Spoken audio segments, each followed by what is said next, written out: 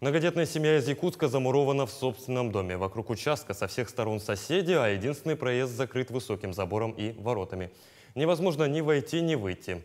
Проблема эта началась еще в 2014 году, но до сих пор никаких мер не было принято.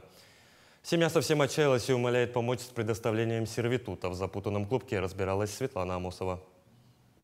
Частный сектор Сайсарского округа густо населен. И именно здесь между домами проживает семья Сметаниных. Напрямую подъехать или даже попросту подойти к их участку просто невозможно. Поэтому сейчас мы будем пробиваться через соседей.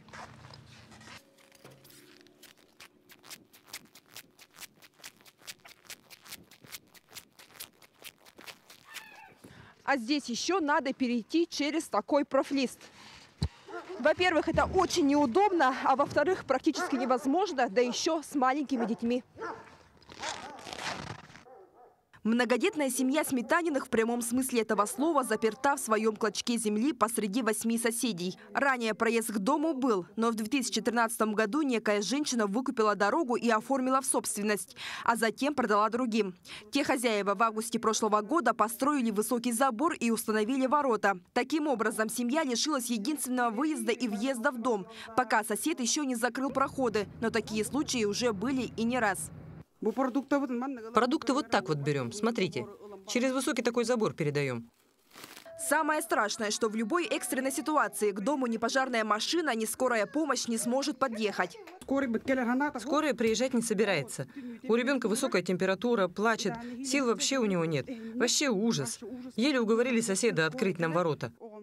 Дети не ходят в детский сад. Более того, второй сын Евдокии – инвалид с детства, и ему срочно нужна реабилитация. А каждый день ездить туда они не могут. Ему уже 4 годика, нормально не кушает, не ходит.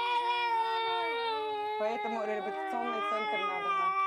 Хозяйка дома рассказывает, что им приходится жить как в пустыне, сильно экономя на воде, так как не все водовозы соглашаются проводить такие длинные шланги до их дома, потому что в морозы они ломаются. Все, в следующий раз нас не вызывайте, дилер. У вас слишком такой холод, потому что шланги ломаются, дилер.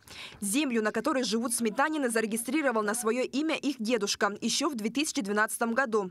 С 2014 года он начал бегать по различным инстанциям и добиваться возвращения дороги. С тех годов накопились целые кипы бумаги с обычными стандартными отписками. Никто никакие меры не предпринял. Если там сосед закроет, не позволит калитку там через него ходить, с детьми лазать, что ли, через ворота, я физически не смогу лазать через ворота. Или вертолет там купить. То. Наконец, в ноябре прошлого года городской суд решил на 3 года предоставить семье сервитут, то есть временную возможность передвижения через участок соседа. Но ответчик обжаловал данное постановление. И 18 января Верховный суд отменил сервитут. Супруги бьют тревогу и отчаянно надеются достучаться до ответственных лиц. Ведь невозможно жить в такой ловушке с 3 маленькими детьми и быть отрезанными от всего мира. Сейчас за проверку взялся Следственный комитет. Но к чему приведет данное расследование, пока неизвестно. Сметаниным придется ждать и верить, что справедливость будет на их стороне. Наш телеканал и дальше будет следить за развитием событий. Светлана Амосова, Георгий Григорьев, Якутск.